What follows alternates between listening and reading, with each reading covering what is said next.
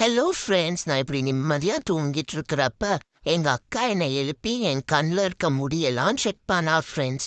நிறையா இருக்குன்னு சொல்லி அதை கட் பண்றதுக்காக என்ன பாண்டிச்சேரி வரைக்கும் கூட்டிட்டு போயிட்டா ஃப்ரெண்ட்ஸ்.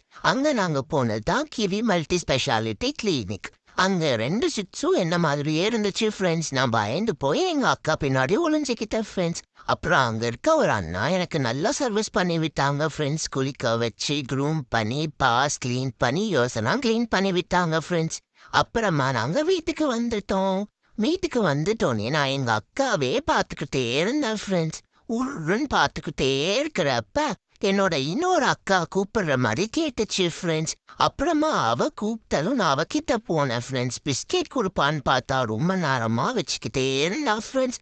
அப்புறம் ஒரு வழியா கொடுத்துட்டா ஃப்ரெண்ட்ஸ். கொடுத்தோன்னே நானும் அப்பாடா நிம்மதியா தூங்கிட்டேன் ஃப்ரெண்ட்ஸ். தேங்க்யூ.